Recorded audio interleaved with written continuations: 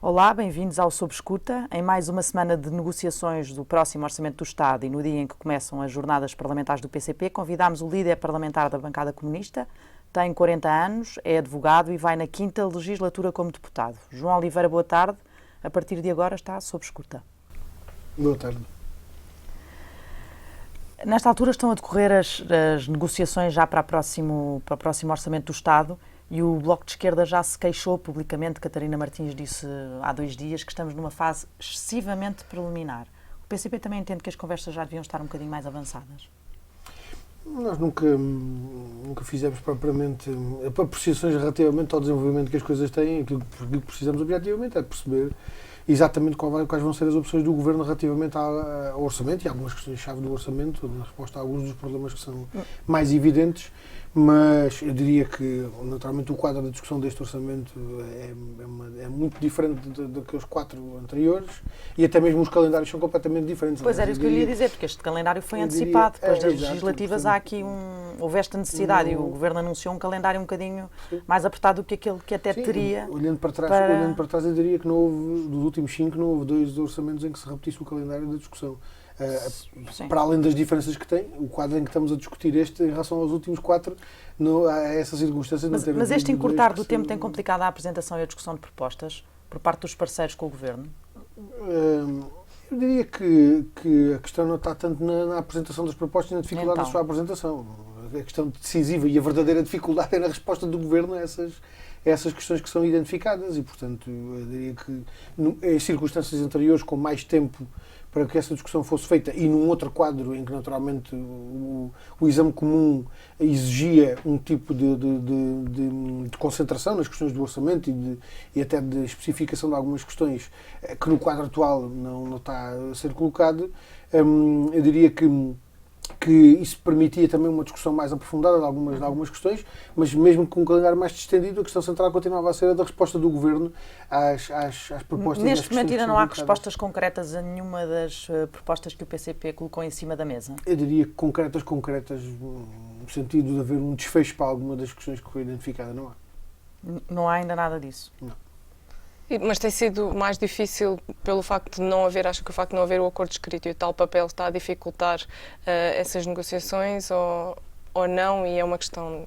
Vamos ver uma coisa. A legislatura anterior tinha um quadro de consideração destas questões do orçamento que era diferente daquilo que existe hoje. Objetivamente, o quadro da discussão do orçamento, na base daquele exame comum que fazíamos, implicava um aprofundamento das questões, das matérias, até ao longo do tempo, com várias reuniões setoriais, com vários ministros, em relação a algumas das questões mais relevantes que eram colocadas, que nesta circunstância não existe e que ainda por cima com o calendário que está definido pelo próprio Governo para a apresentação do orçamento já no dia 16 de dezembro, manifestamente, mesmo que fosse ainda no quadro político da anterior legislatura, manifestamente não seria possível de fazer. De qualquer forma, há um recenseamento de questões colocadas da nossa parte, de matérias em que o orçamento devia, de facto, corresponder não apenas à consolidação dos avanços que foram alcançados, mas também a medidas de avanço em relação à resposta que é preciso dar a alguns dos problemas económicos, sociais que o país enfrenta, que eu diria que não depende muito mais do que a resposta do Governo, a saber se há ou não convergência nessas matérias que estão identificadas e que, de resto, nós também já publicamente fomos dando conta delas. Mas explique-me só uma coisa, o contexto político mudou alguma coisa na estratégia do PCP, nesta abordagem destas negociações específicas do orçamento? Bem, há naturalmente um quadro político na Assembleia da República que não é igual ao anterior e, portanto, isso naturalmente altera muitas circunstâncias em que esta discussão no quê, concretamente? Só para percebermos também do que é que estamos aqui a falar. No quê, concretamente?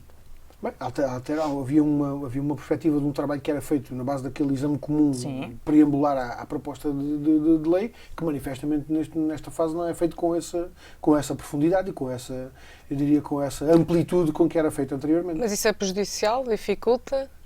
Era uma base que já permitia que as negociações decorressem de outra forma? Não, eu não acho que dificulte nem que facilite. A questão verdadeiramente central é saber qual é que é a resposta do Governo a estas matérias. Mas havia aquela ideia que o PCP estava preso ao compromisso que tinha assinado com o Governo e que naqueles 4 anos aquilo de alguma maneira também vos prendeu ali à solução. Agora está mais solto. Sente isso nas negociações, ainda por cima acompanhou as últimas. Nunca tivemos presos. Nós nunca tivemos presos a coisa nenhuma. Havia um compromisso de fazer o exame comum dos orçamentos do Estado. E isso implicava que esse exame comum fosse feito com o Governo, com uma determinada cadência e com uma determinada profundidade e amplitude, porque, naturalmente, a proposta do Orçamento do Estado tinha que resultar desse exame comum, ainda que o desfecho em relação à sua votação fosse tão aberto quanto é hoje. Portanto, as hipóteses de voto a favor, abstenção e voto contra colocam-se hoje como se colocavam há 4 anos, nos últimos 4 anos.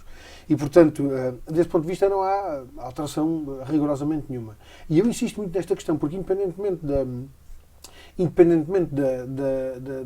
do método, do calendário, das práticas de trabalho com que se faça a abordagem às questões do orçamento, a questão verdadeiramente decisiva é saber se, da parte do Governo, a opção é de convergir com estes objetivos que são adiantados, convergir com estas respostas que o PCP identifica como necessárias no plano do orçamento aos problemas do país, sabendo nós que o orçamento não esgota os instrumentos todos de resposta a esses problemas, há muita coisa que precisa de resposta para lá do orçamento e fora do orçamento, ou saber se o Governo não está disponível para isso. Não é? E, portanto, isso verdadeiramente nós só conseguiremos ter a certeza quando a proposta do orçamento for apresentada. Até lá, naturalmente, há um espaço de apreciação das perspectivas que o Governo queira colocar na proposta do orçamento e é em função disso que se tem tentado a fazer essa discussão. Naturalmente também, eu julgo que o tempo também nos dá lições relativamente àquilo que é útil e àquilo que é inútil e, portanto, em muitas circunstâncias, estar a repetir 2 ou 3 vezes a mesma coisa sem que haja resposta da parte do Governo, verdadeiramente é uma inutilidade que não vale a pena repetir e, portanto, eu não colocaria tanta relevância no método de trabalho e no calendário. A questão é mais, de facto, da alteração, da alteração do enquadramento político que a discussão do orçamento tem e verdadeiramente da questão que é decisiva. E desse ponto de vista, ainda falando do enquadramento político da discussão deste orçamento, o PCP está mais frágil nesta negociação, tendo em conta que teve o resultado que teve nas últimas legislativas, em que foi o único partido que perdeu votos e mandatos depois da experiência da Geringonça. Isso fragilizou-vos? Não, nós discutimos exatamente com a mesma determinação e a mesma convicção as soluções que entendemos que são necessárias para os problemas do país. A diferença é que temos hoje menos deputados do que tínhamos há 4 anos e, naturalmente, a nossa capacidade de condicionamento e de influência sobre as decisões que são tomadas na Assembleia da República não é exatamente a mesma, aliás, pelo contrário. Não é? E, portanto, eu diria que esse é um elemento importante, mas eu diria que ele, mesmo assim, não é o elemento determinante de tudo. Não é?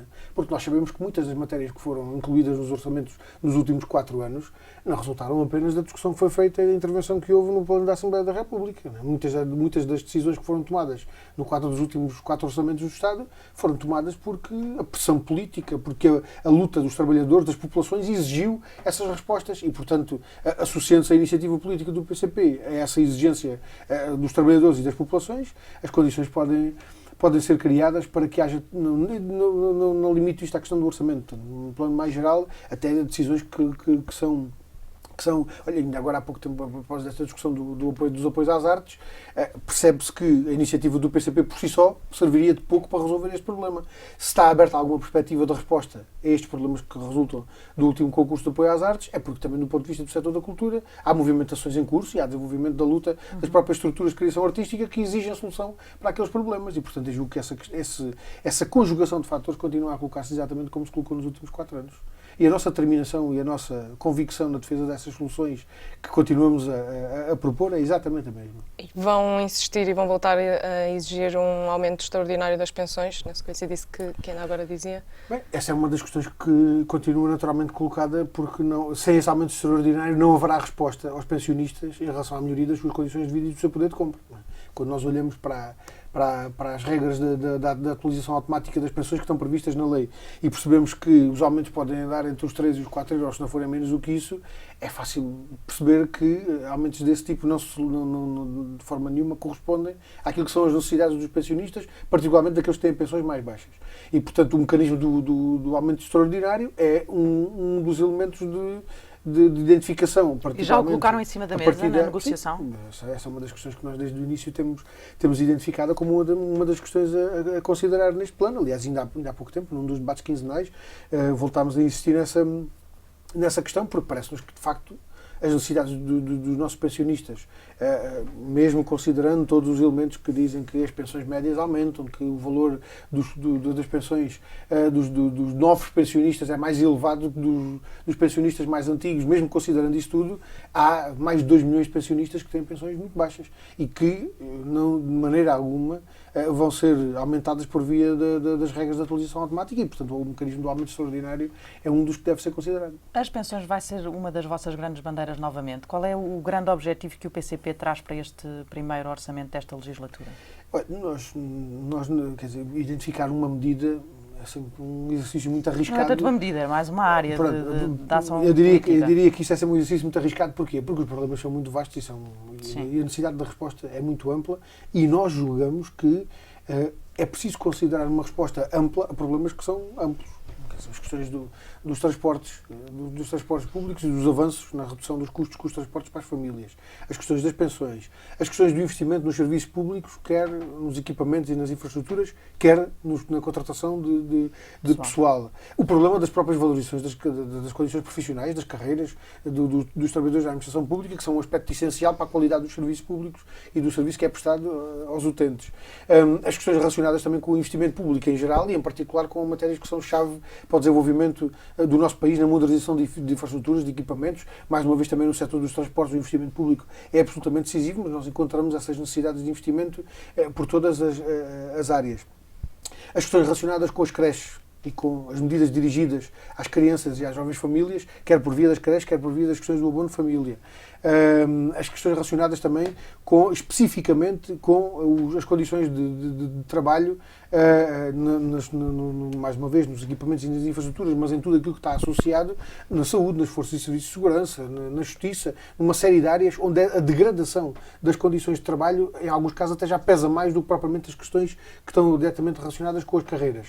Portanto, há um conjunto muito alargado de áreas às quais é preciso dar resposta e, naturalmente, isto inclui também matérias como as questões da política fiscal, que são também um aspecto decisivo da resposta que é preciso encontrar no orçamento do Estado, particularmente naquilo que tem a ver com o desagravamento de impostos sobre quem tem menos rendimentos e particularmente no âmbito dos rendimentos do trabalho. O Governo aí nessa área já pôs uma medida que era importante para vocês, que é a questão do englobamento fora de questão. Eu diria que estamos muito longe de ter essa questão arrumada. Aliás, nós temos vindo a insistir nela há muito tempo. Sim. Nós não nos lembramos. Mas António Costa, no debate quinzenal, pôs de parte neste Orçamento do Estado.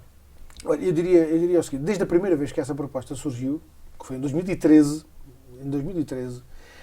que foi quando nós trouxemos a primeira vez a proposta do englobamento, na altura estávamos sozinhos na discussão do englobamento, ninguém queria saber de discussões sobre englobamento. Hoje já se começa a fazer uma discussão sobre que rendimentos é que devem ser englobados, a partir de que montantes, de que forma é que isso pode ser feito sem criar injustiças fiscais. Portanto, já não é mau. E, portanto, já há um avanço que, quando nós suscitámos a proposta a primeira vez em 2013, muitos diriam que era inalcançável.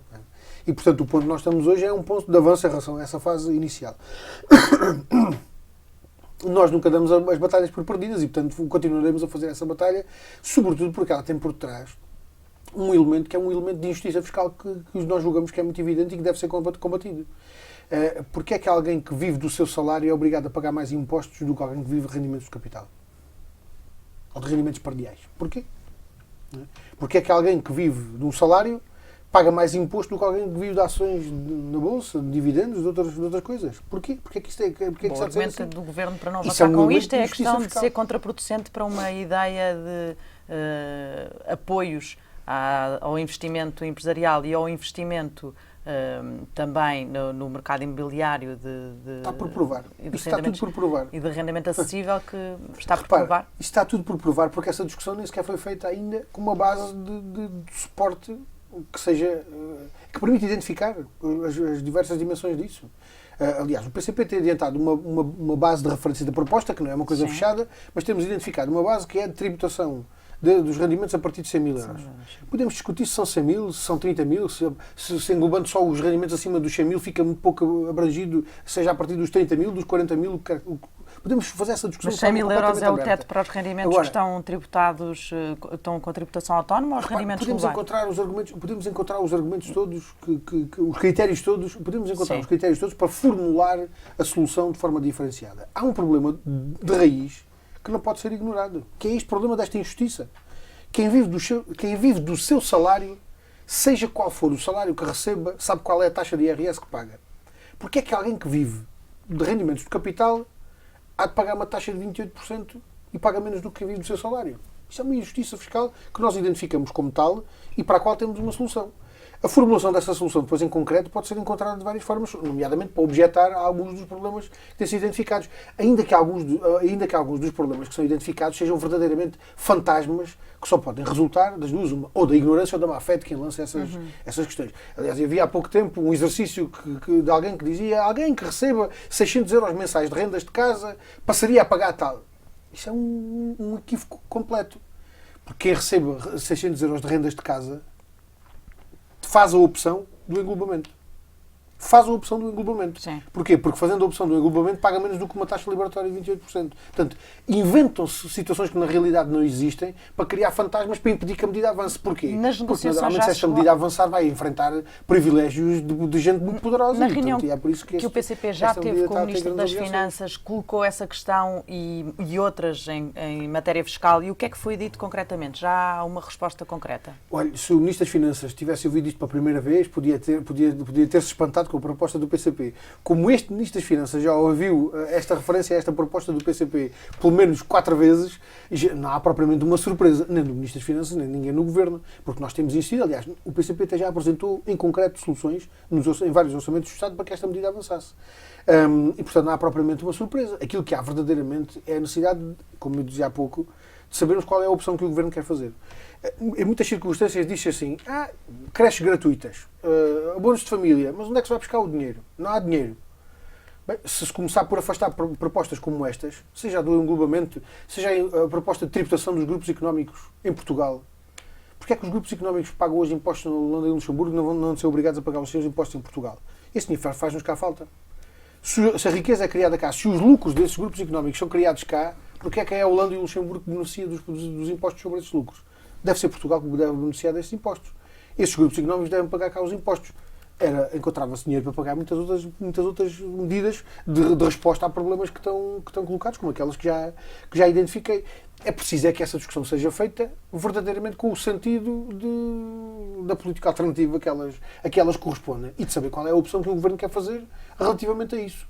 Se o Governo quiser deixar intocados os privilégios dos grupos económicos, os privilégios dos mais ricos e dos mais poderosos, naturalmente terá muito pouca margem para conseguir avançar na resposta que é preciso dar aos problemas do país. Mas verdadeiramente é da resposta a essa pergunta que nós precisamos da parte do Governo. E relativamente à questão do IVA da eletricidade, que é necessária uma resposta e que o Governo já disse que à partida é um impacto muito grande no orçamento para se conseguir comportar a descida do IVA na eletricidade, no gás natural e do gás de botija. Estará entre as vossas propostas, era uma das bandeiras do vosso programa também, à semelhança das creches e da questão dos aumentos salariais e da valorização da função pública. Já foi discutido com o Governo, houve abertura à hipótese da tal coligação negativa ou de se juntar partidos pouco prováveis de se alinharem no sentido de aprovar uma proposta. Qual é que é a disponibilidade do PCP para, discutir e ouvir o que o Governo tem a dizer, se houve abertura da parte do Governo, ou se será outro caminho? Olha, antes de responder diretamente à sua questão, permita-me que aproveite a oportunidade para pegar nessa expressão da coligação negativa. Porque essa expressão da coligação negativa é a forma de tentar condicionar todos os outros partidos para que o PS possa agir como se tivesse maioria absoluta. O PS não tem maioria absoluta. E não tendo maioria absoluta, não pode agir como se tivesse maioria absoluta. Não é? E, portanto, a utilização dessa expressão, que nós percebemos que muitas vezes acaba por ser encomendada e às tantas introduz nos nossos próprios léxico. É uma expressão que traduz de forma simples aquilo que se passa, porque a verdade é que é uma coligação que é negativa para a pretensão do Governo. É nessa lógica. Mas a questão é que isso induz logo um anátema sobre quem se possa coligar como se houvesse algum tipo de coligação, que em qualquer circunstância fosse isto. Mas já que nós ouvimos o Ministro dos Negócios Estrangeiros no debate do programa do Governo fazer as referências à única circunstância em que o PS poderia ser derrotado numa votação na Assembleia da República, abrindo o caminho para a expressão que depois surgiu logo passado uns dias das possíveis coligações negativas. E, portanto, a gente percebe que há aqui uma intenção de procurar condicionar os outros partidos que não o PS, para que o PS possa agir como se tivesse maioria absoluta. Da nossa parte, nós não nos deixaremos condicionar, como nunca nos deixámos condicionar, seja em relação ao que for, por esse tipo de considerações e de circunstâncias. Olha. Naturalmente, não contamos, mas eu queria dizer isto, naturalmente, nós não fazemos contas em relação à defesa das nossas propostas e ao seu sucesso, não fazemos contas a dar por garantido o oportunismo deste ou daquele partido sobre esta ou aquela questão que nos possa servir. Não fazemos isso, não fazemos esse tipo de contas, porque naturalmente o oportunismo de cada um é o oportunismo de cada um e não pode contar de forma séria para esta discussão. Aliás, deixe-me até fazer este sublinhado. A propósito desta discussão, aquilo que nós conhecemos é o oportunismo do PSD. E eu chamava a atenção para esta coincidência de calendário. No dia 5 de julho deste ano, a taxa do IVA podia ter baixado para os 6%. Porque foi discutida na Assembleia da República uma proposta de lei da Assembleia Legislativa Regional da Madeira, que foi na Madeira aprovada por unanimidade e foi discutida no plenário da Assembleia da República no dia 5 de julho, foi votada. Essa votação, que devia ter sido por unanimidade, porque a proposta foi aprovada na Madeira por unanimidade, devia ter sido cá aprovada por unanimidade. Não foi porquê? Porque o PS votou contra e o PSD e o CDS abstiveram-se. Se o PSD e o CDS não se tivessem abstido, se tivessem mantido as votações que tiveram na Assembleia da República, a taxa do IVA da eletricidade podia estar agora nos 6%. Esse é um bom Nesse tema. mesmo dia, mas repara a coincidência, é que no dia 5 de julho, à 1h30 da tarde, se calhar estávamos a fazer esta votação, e às 3 da tarde o líder do PSD estava a anunciar que ia pôr no programa eleitoral a redução do IVA para os 6%. Como aliás Ora, aconteceu. Isto é de uma incoerência absoluta. Como aliás aconteceu e é um bom assunto é um para posicionamento completamente retomarmos. oportunista do PSD. Não é? Agora, isto diz do oportunismo do PSD. Não diz nada sobre a proposta do PCP. Porque esse é um bom assunto para retomarmos na segunda parte desta entrevista. Sim. Vamos fazer agora uma curta pausa. Bem-vindos à segunda parte do Sob Escuta. Temos connosco o João Oliveira, líder parlamentar do PCP, e estávamos aqui a falar sobre a questão do IVA da eletricidade. Estava a dizer que o PSD mudou de posição relativamente a este assunto. Mas eu pergunto-lhe aqui, mudou de posição, mas a verdade é que hoje ameaça o Governo de poder juntar-se à esquerda para aprovar, na especialidade no Orçamento do Estado, uma proposta com impacto orçamental que o Governo estima de 700 milhões de euros. O PCP vê-se ao lado do PSD se essa hipótese vier a colocar-se? O problema não é nós nos vermos ao lado do PSD ou deixarmos ver ao lado do PSD. Nós temos esta proposta, defendemos-la com toda a convicção, temos-la defendido com toda a convicção e continuaremos a insistir para que ela vá por diante.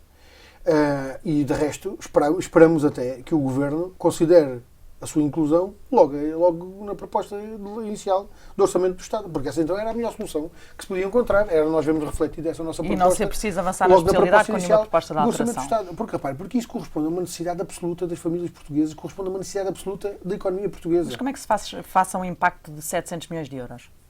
Como é que se faça um impacto de 700 milhões de euros? Direto, sim. Mas é a receita que deixa de entrar. Mas porquê é que essa perspectiva tem que ser colocada dessa forma? Faça-se uma avaliação do impacto que isto tinha do ponto de vista, por exemplo, do desenvolvimento da atividade económica.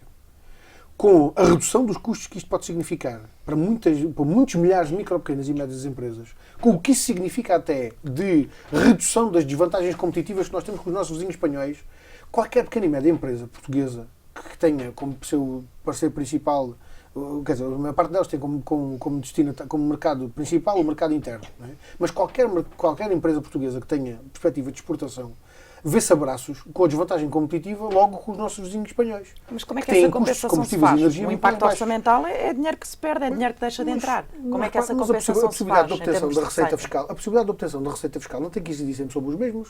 Mais uma vez, regressa à discussão. Porque é que os grandes grupos económicos vão pagar cá os impostos em vez de irem pagar a Holanda e ao Luxemburgo? Achei que era por aí que se conseguia recuperar. Se nós conseguíssemos obter, do ponto de vista da receita fiscal, se nós conseguíssemos obter cá o pagamento desses impostos, havia muitas outras coisas que podíamos fazer sem sequer haver perda, Esta, nomeadamente, perda da receita o IVA fiscal. Agora, as coisas não podem ser eletricidade. feitas, as coisas não podem ser Mas feitas. não respondeu à pergunta se está disponível para ficar ao lado do PSD nessa fotografia. Não, a questão que se coloca é saber se o governo A questão que eu coloquei foi esta. Não, repare, mas eu tinha-lhe dado a resposta a essa Até sua agora pergunta. o governo nunca o fez, não é a primeira vez que o mas PCP... porquê é que o PCP o propõe. Mas porquê é que já está a eliminar elementos dessa equação? O elemento verdadeiramente relevante dessa equação é saber qual é a resposta que o governo dá a essa proposta do PCP.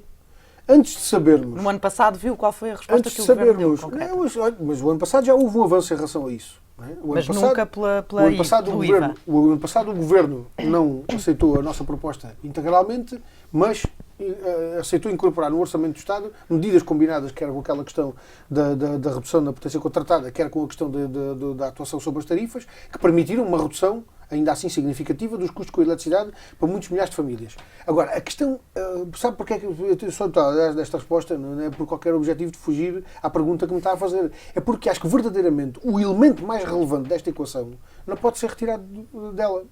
Porque o elemento mais relevante desta equação é saber qual é a resposta que o governo quer dar.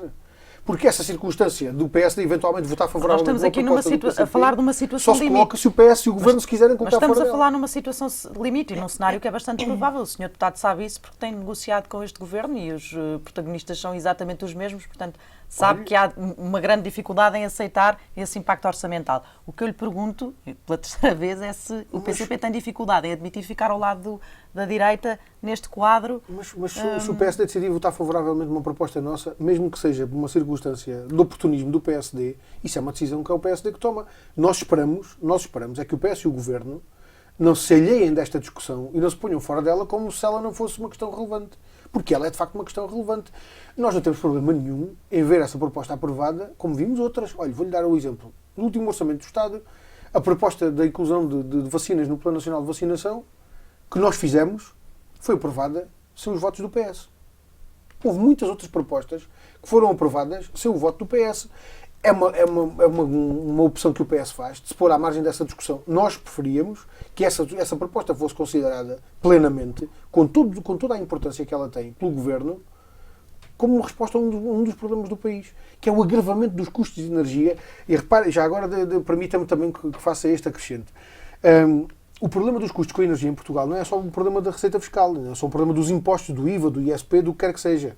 É um problema também da fixação dos preços. E nós não deixamos esse aspecto descurado. Aliás, há inclusivamente uma resolução da Assembleia da República aprovada por proposta do PCP, que o Governo até hoje não quis cumprir, de intervenção na fixação dos preços com um regime de preços máximos. Porquê é que o Governo não atua nesse plano? Porquê é que o Governo não atua nesse plano? Porque é que o Governo deixa que a discussão acabe por ficar remetida apenas para o plano fiscal? Há uma importante fatia desta discussão que tem que ver com a fixação dos preços máximos dos combustíveis de energia, em relação aos quais o Governo não devia deixar de assumir também essa responsabilidade.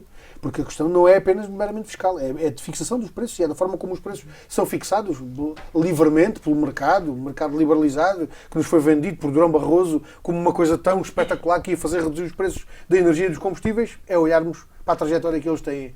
Mesmo quando o preço do barril hoje está a quase metade do que estava há uns anos atrás, os preços dos combustíveis continuam a subir. As maravilhas do mercado e dos mercados liberalizados que tantos liberais por aí defendem, aí está o impacto que eles têm na vida nacional.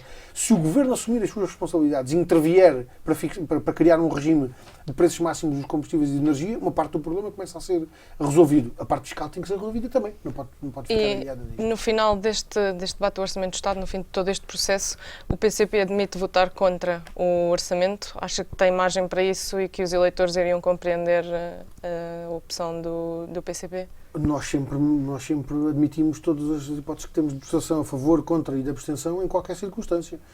Nos sentimos condicionados a votar de uma forma ou de outra, e, portanto, a apreciação do quadro global de resposta que o Orçamento dá aos problemas do país é a medida que define o nosso posicionamento neste Orçamento de Estado, como definiu nos últimos 4. Aliás, nos últimos 4 anos tivemos até algumas circunstâncias em que, até na entrega dos orçamentos, houve alguns problemas, porque não estava garantido o voto do PCP a favor do orçamento e era preciso que se encontrassem respostas para os problemas que estavam colocados, e isso até gerou algumas dificuldades a propósito da entrega de algumas propostas de orçamento. Eu diria Continuam que, com essa força? tal como nos últimos 4 anos, o nosso posicionamento de voto nunca teve condicionado a votarmos a favor obrigatoriamente, também agora não está. E, portanto, qualquer uma das hipóteses de voto a favor contra a abstenção... Mas sente-se menos obrigado a votar, a viabilizar, no fundo, a votar a favor do Orçamento do Estado? Nós nunca nos sentimos obrigados. E, portanto, também não é agora... Digo isto com toda a frontalidade. Nós nunca nos sentimos obrigados a votar a favor do Orçamento do Estado. A opção que fizemos de votar a favor dos orçamentos foi porque se conseguiu encontrar um quadro em que isso era possível. Mas nunca nos sentimos obrigados a votar a favor. Aliás, eu julgo que o Governo e o Partido Socialista sempre perceberam isso. Sempre perceberam que o PCP não se sentia de modo nenhum obrigado a votar de uma forma ou de outra o orçamento e, portanto, que era preciso fazer um esforço para corresponder às questões que foram sendo colocadas em cada um dos orçamentos, e eu espero que o Governo continue a compreender isso exatamente, porque nós não nos sentimos obrigados agora como nunca nos sentimos obrigados antes a qualquer tipo de votação no orçamento. O que é que quis dizer quando, numa entrevista à Rádio Renascença, advertiu que os estatutos do partido prevêem até a possibilidade de não haver um secretário-geral? O que é que quer dizer? O que é que quis dizer com isto? Isto pode acontecer? Isso se calhar foi uma frase daquelas que retirada do contexto pode dar interpretações muito diferenciadas. Estava-se a falar da sucessão de Jerónimo de Sousa e nesse capítulo do Partido Comunista. E eu estava a tentar explicar que isso é uma decisão que tem um quadro próprio para ser tomado, um momento próprio para ser tomado, que não é este. E essa questão não está colocada. E é o do Congresso daqui a um ano? A questão relativamente ao secretário-geral não está colocada neste momento. E, naturalmente, que ela é tomada de acordo com as nossas regras, com os nossos critérios e as nossas opções. E dei esse exemplo para mostrar até que até se pode decidir que não há secretário-geral.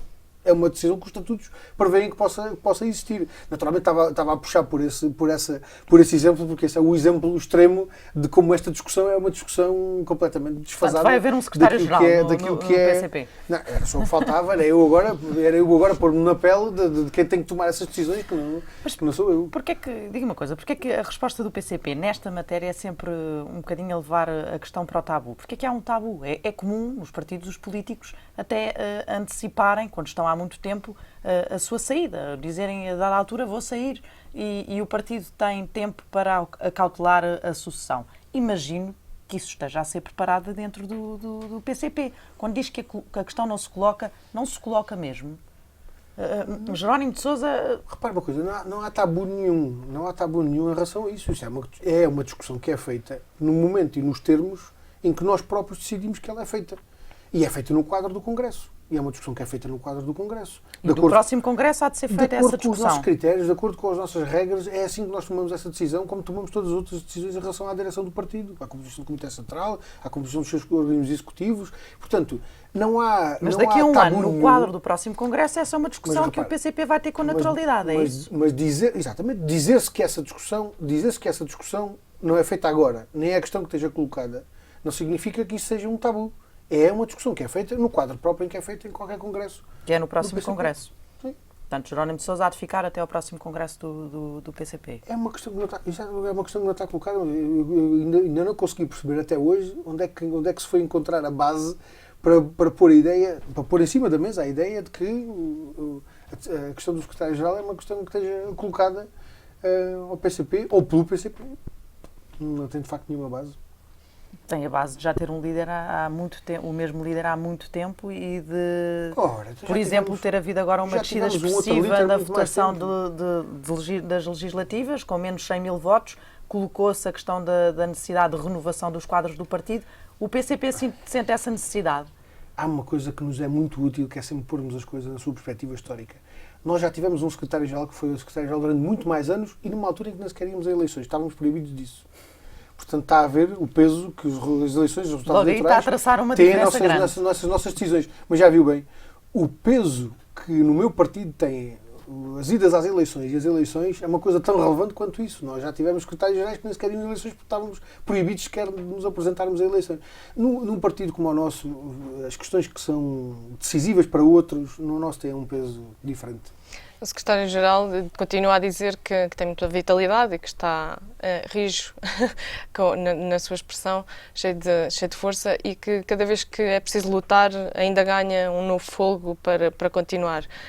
Este resultado penalizador e a perda de deputados na bancada é este maior fôlego para Jerónimo de Sousa, para contrariar aquilo que foi o resultado das últimas eleições? As eleições estão longe de ser um aspecto determinante do nosso fôlego e da forma como nós encaramos encaramos as tarefas que temos pela frente. Não é? Aliás, acabei de dar este exemplo. Não é? Se isso fosse assim, o que é que teria sido de nós quando estávamos proibidos de ir a eleições? Provavelmente eclipsávamos, se fosse esse o critério relevante para a nossa intervenção e para a nossa ação. Não é de todo. As eleições não são de todo o elemento determinante do nosso fôlego e da nossa determinação para enfrentar as responsabilidades que temos perante os trabalhadores e o povo português. Há uma questão que se coloca muito agora na Assembleia da República, com a discussão mais premente das questões da igualdade. O PCP e entre os partidos mais antigos sentados no Parlamento, só o PCP e o PS é que não tiveram uma mulher aos comandos, digamos assim. É importante dar esse sinal para o Partido Comunista? Esse é um debate que se coloca internamente também. Não, mas julgo que as questões de identidade das pessoas não devem ser relevantes para as escolhas políticas. As questões de identidade das pessoas, sejam as questões do sexo, sejam as questões de orientação sexual, sejam outras, não são questões relevantes. Não são questões políticas. Não. E dizer-se que elas não devem ser base de discriminação é completamente diferente de dizer-se que elas devem ser base de opção. Não é? E, portanto, não me parece que isso seja uma questão determinante. Não é importante para si que haja uma secretária-geral do Partido Comunista? Não me parece que isso seja uma questão determinante. Há uma série de outros critérios que me parecem são muito mais relevantes e que devem ser considerados independentemente do sexo das pessoas, de ser homem ou mulher. É mais importante que sejam considerados outros critérios e que eles sejam considerados sem esse critério do que esse seja um critério de opção. Acho que isso é errado. Com a realização do Congresso mesmo ali na antecipação das autárquicas e tendo em conta o resultado das últimas para o PCP, é importante refrescar o partido até lá ou será uma coisa pós-Congresso e as coisas vão manter-se tal como estão até lá? Até o rejuvenescimento e a renovação do coletivo partidário é um desafio que está sempre colocado. Aliás, nós estamos agora a concluir uma ação de contacto que decidimos levar a cabo de contacto com 5.000 trabalhadores, dos quais resultaram já muitas centenas aliás, mais de 1.000, salvo erro, mas não tenho bem os números presentes, mas acho que já há mais de 1.000 recrutamentos para o PCP, de muita gente mas nas estruturas... muita gente jovem, com a ideia da sua responsabilização por tarefas concretas no quadro de intervenção. Mas se olharmos, por exemplo, para o Comitê Central, vemos que a média de idades é acima de uma faixa etária, não quero arriscar, mas talvez uma média nos 45, 50 anos. Bem, é importante também, ao nível dos órgãos do partido, esse rejuvenescimento? De facto, estamos todos 4 anos mais velhos do que estávamos no último Congresso. Mas a média etária do último Congresso era até das mais novas, era até das mais baixas no plano nacional de órgãos equiparados. E, aliás, na Assembleia da República temos uma das bancadas. Na anterior legislatura tínhamos a bancada parlamentar mais jovem de todo o Parlamento. Eu acho que esse elemento é um elemento a considerar, mas mais uma vez acho que isso não é um elemento não é um elemento determinante, porque repare... Mas o que é determinante? Porque parece que está a falar, e o PCP teve de facto um resultado desastroso nas últimas autárquicas, perdeu 10 câmaras.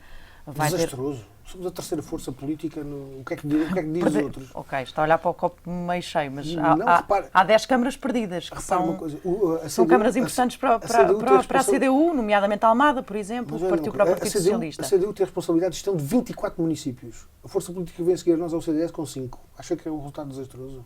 Perder 10 câmaras, acha que não é um resultado desastroso? Perder 100.000 votos nas legislativas, acha que não vos faz soar as campainhas? A minha questão é por aí. É que quando nós falamos de renovação, é que quando está a falar parece que está tudo bem no PCP, não é preciso fazer olhar para dentro Estou a discordar do peso relativo que me parece que está a dar alguns critérios que não são verdadeiramente os critérios mais relevantes.